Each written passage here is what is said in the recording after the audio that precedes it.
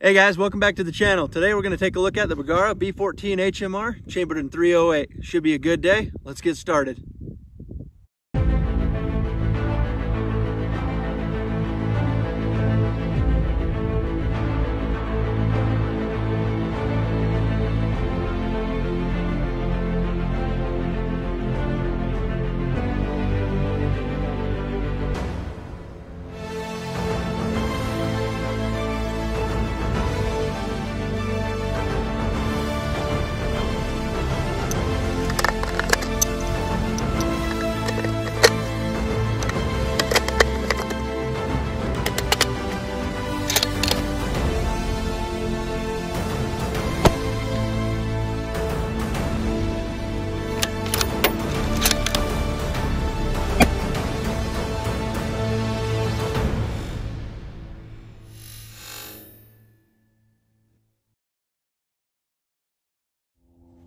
All right guys, well that was the first 3 shots out of this rifle. Let's just go over some of the things I've got mounted to this rifle and how I've got it set up, and then we'll go look at the target and see how he did. So on top we got a Vortex Viper HST 6-24 power by 50 millimeter objective lens. Right now we're just shooting some MagTech tactical M80 ball stuff. I don't even know what grain it is, but Ready Gunner had some in stock, and with ammo being the way it is, of course I had to pick this up for like $29.99 for a pretty good deal in my opinion. The scope itself is not sighted in, like we've bore sighted the rifle, and now I'm just trying to dial it in to get a little more precision. We're not going to do anything crazy today. We're at about 150, maybe 175 yards, and we're just shooting off the hood of my car with a bipod. So let's go take a look at the target, see how we did. The first shot I felt like I pulled low because I wasn't anticipating the trigger pull or the recoil. The second 2 shots looked like it might have been bullet on bullet placement, but just a hair high. So let's go take a look and see how we did, and then we'll go over more of the features of the rifle and keep shooting. All right guys, so my first 3 shots out of that rifle. My first one, I thought I pulled low, but I actually hit almost dead center. So that's pretty awesome. My next 2, that was probably an accident to be honest. My next 2 are bullet on bullet placement, about an inch high. So I got to bring it down just a hair, but just shooting some regular M80 ball stuff off the hood of my car, I'm very pleased with that 3-shot group. I mean, that's got to be about an inch, maybe even a little less than an inch, at roughly, I don't know, 150 yards, maybe 175. With that group, just getting sighted in off the hood of my car, I'm very pleased with that. So let's back up again. We'll shoot at the top right corner, see if I can't get them all 3 within a 1/4 inch to an inch group tops. All right guys, I got 3 more rounds of the MagTech M80 ball loaded up here in the rifle. This rifle feeds from an ACIS 5-round detachable box magazine. Today I'm going to be testing a Magpul PMag that I picked up. It's one of their 10-round ACIS style magazines. Like any other Magpul magazine I ever owned, it's probably going to give me no trouble, but I wanted to run it anyways. We're going to take 3 shots at that top right corner. We'll go up there, see if we can get that group a little bit tighter. After that, we'll come back and we'll go over the specs of this rifle further in depth. Let's see if I can even find my target.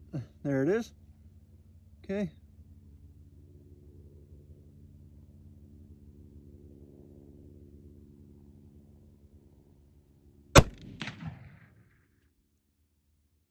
I pulled that one pretty far left. This rifle feeds so smooth, I couldn't tell right there if it picked up a round. I was watching Tim over there at the Military Arms channel. He did a review of this rifle about 6 months ago, and he said the same thing. It's unbelievable. Anyways, let's keep going. Elevation's perfect, but I pulled it super left. So let's see if I can hold a little tighter. I am not even sure where that one went. I think I pulled that one even worse. Man, I don't know what's up with me right now. All right, one more shot. Might have to reload and try this again.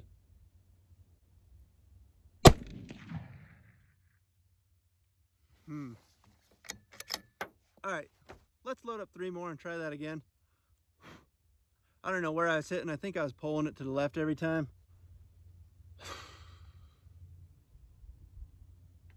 This time I'm definitely going to hold a lot better and see if I can get that to tighten up. That last 3-shot group, I don't know what I was doing, but I was pulled 2 to the left and 1, I don't even think I hit the target. And I know this rifle's capable of hitting that sub MOA from this distance. So now we're going to aim for the bottom left corner And I am definitely gonna try to hold a little bit steadier. Got to get into my ash ketchum mode here and throw my hat on backwards. All right. Let's see if I can actually tighten that group up a little bit better than that last round. I hit a little low left. At least this time I'm actually on the target. All right, here we go.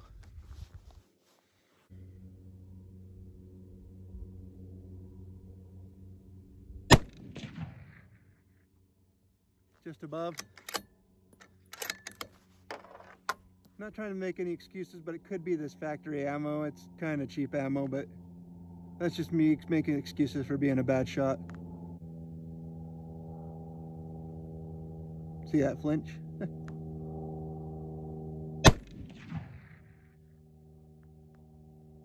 And that one was low left again, I think.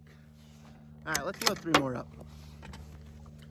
Let's just shoot the hell out of that target and then we'll go up and look at it. All right, 3 more. I gotta tell you though, this rifle is shooting super nice. Might be because the barrel's warming up. Not too bad. But that might be one of the reasons it's starting to string a little bit.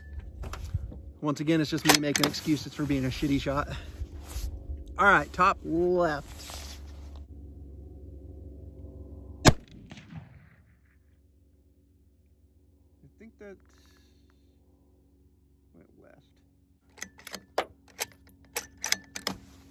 Hung up there a little bit.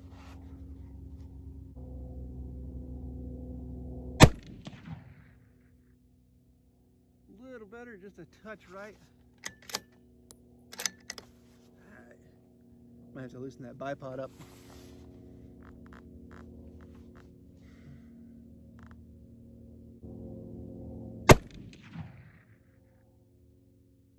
Not exactly sure that one hit.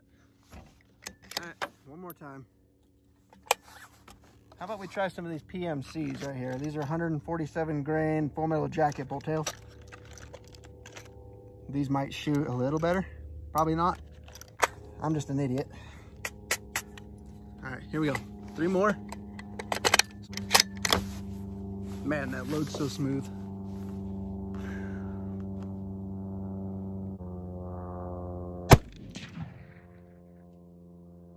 Just a touch right.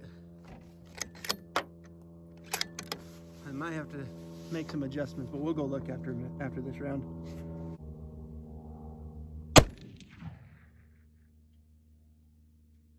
That one hit center of the target, of the bottom right target, I should say. So far, this stuff's shooting a little better.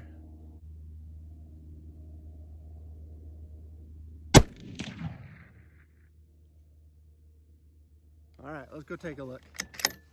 All right, that was with the M80 ball right there, my first round. I hit 2 here, pretty decent group, but then I pulled way up. So I got to dial in the windage. I'm probably 2.5 inches left. Here again, I am 2 inches left almost. But at least this group is bullet on bullet placement. So I did dial it in a little bit better, but as you can see, I pulled right pretty bad. Down here on the bottom left corner, another decent group here. Then I shot high, I'm not sure what happened there. And then my bottom left was with the PMC. First shot was top right. Second shot, center. Third shot, I pulled low. We know this rifle can shoot much better based on my first group, so those other 3 groups are all me. Let's try one more time. We'll shoot right here off to the right. Hopefully you can still see me. I had to zoom out a little bit because the camera angle we were using before, the sun's glaring right at us. Sorry about that. I got 3 more rounds of the M80 ball loaded up from MagTech. We're gonna shoot dead center. And we're gonna see if we can replicate that first group, but just tighten it up because we saw those last 4 groups we shot weren't that great. All right, here we go. That looks to be center. That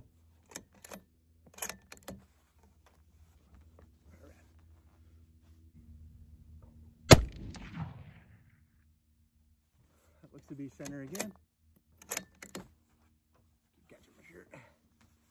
One more.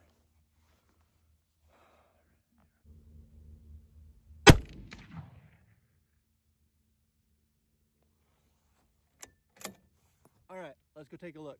1, 2, and 3 was much better. Roughly the same group size as the first group we had. If I was taking it real seriously, I'd probably bring a rest or a bench or something. And we could definitely tighten that up to 1/4 inch of an MOA. Let's let the barrel cool down. We'll go back to the car, go over the specs of the rifle, and give you my final thoughts. All right, guys, let's talk about the features of this gun, and then I'll give you my closing thoughts on what I think of it. Let's start here at the buttstock. It's got a very thick recoil pad. It's got spacers, sort of like the Magpul style, where you can, loosen it and put in spacers to adjust the length of pull and go from 12.5 to 14.5 inches of length of pull. On either side, you have a QD mounting point for your slings, as well as a traditional sling swivel stud right there. You have an adjustable cheek riser, which is very easy to adjust. You just loosen this bolt right here.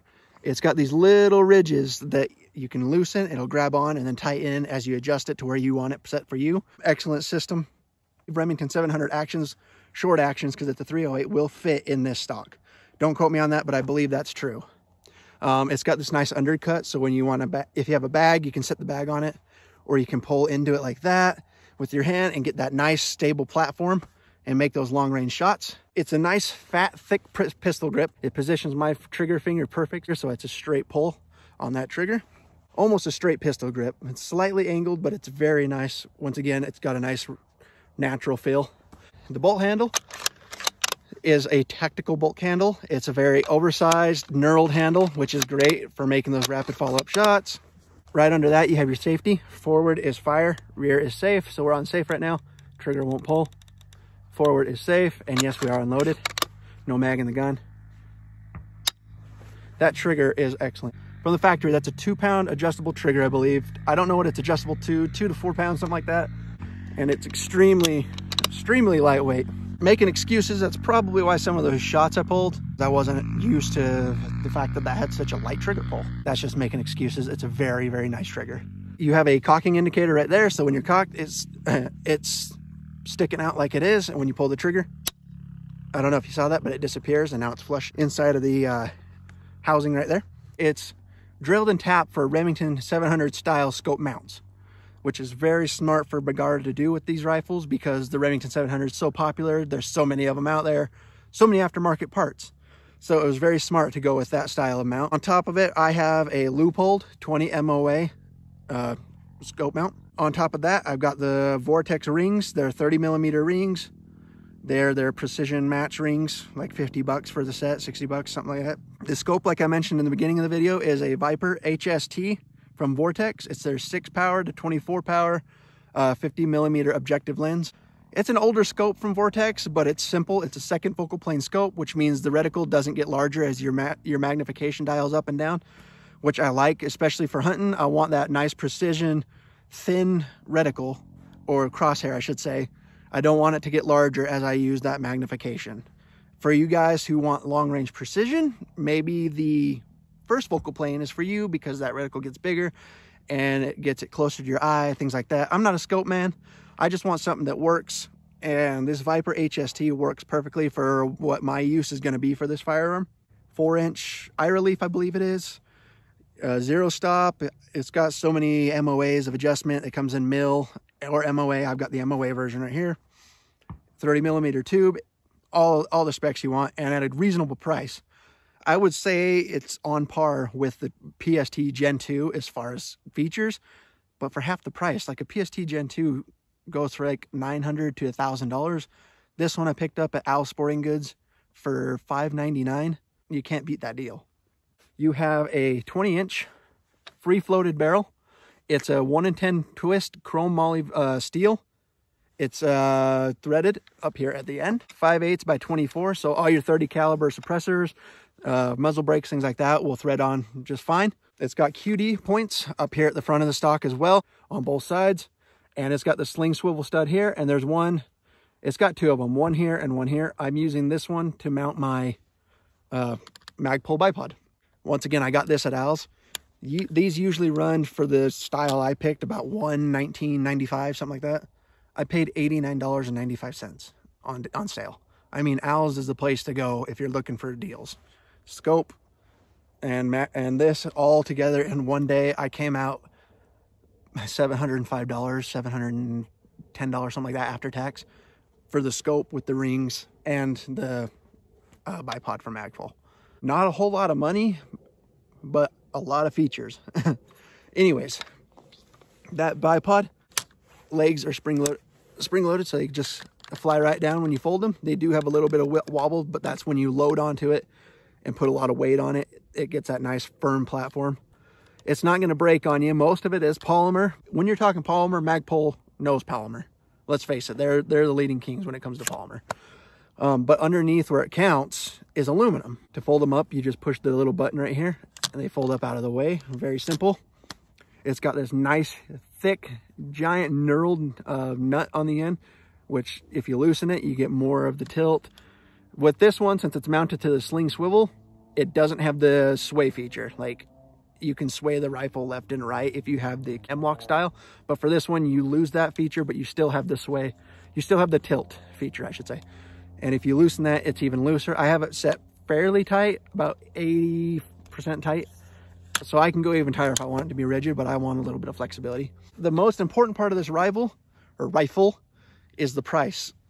Without the attachments is under $1,000. I mean, that's an excellent value for the features you're getting on this rifle. I mean, comparable rifles, $1,500 minimum. And then you can go up even higher and higher. Crazy precision rifles, $4,000. And for something that's under $1,000, that's guaranteed out of their barrels that are made in Spain, they're guaranteed a 1/4 inch MOA at 100 yards.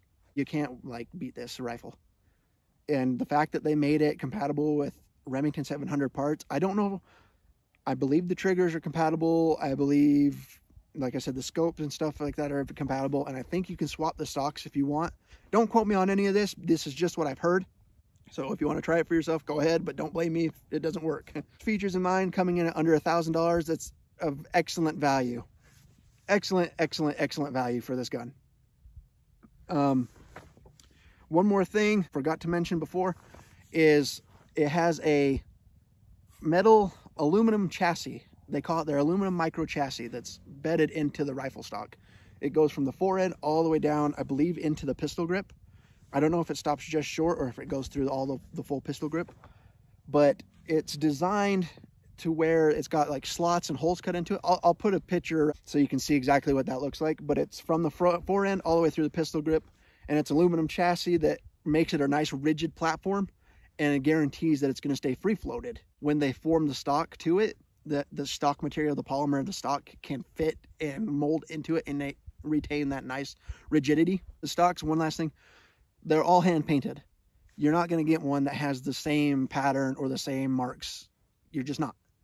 It's really cool feature. It's kind of a dumb thing to get excited about, but you know, kind of when you buy one, it's yours. You're not going to have the same as somebody else. So that's kind of cool. It is heavy, 9 pounds, 15 ounces. So roughly 10 pounds unloaded without all these like scope and rings and everything.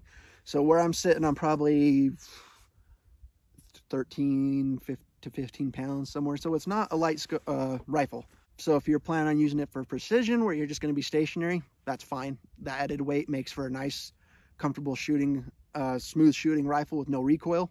But if you're going to take it hunting like I plan on doing, it's going to be heavy, but mostly I go on four-wheelers and stuff like that. So I'm not going to be walking a whole lot, but just being aware that it's very, very heavy. It's got that nice ambidextrous thumb release right there, so you can actuate it from both sides. It's a drop-free detachable box mag. It has a 5-round that comes with. I've been shooting the 10-round P mags as to be expected. There's nothing wrong with them. They function completely fine.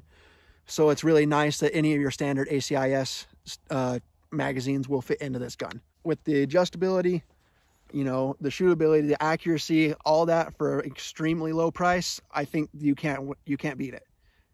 You just can't. Bergara has hit it perfectly on the head with this gun.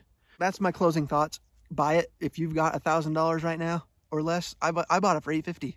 If you've got the money, buy it. If you're planning on going hunting or precision shooting and this is a good entry platform, I would recommend doing it. I want to say thank you for tuning back into my channel. I know it's been months, but with everything going on, the riots, you know, Biden winning the election, coronavirus, everything's still going on. It's been hard, and I had a baby, so it's been difficult to get out here and make some videos, but I'll be making more videos much regularly. So once again, I just want to say thank you.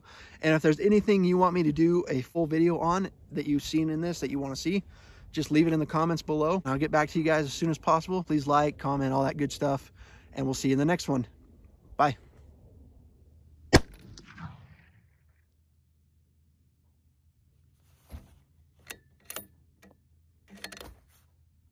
Pretty sweet.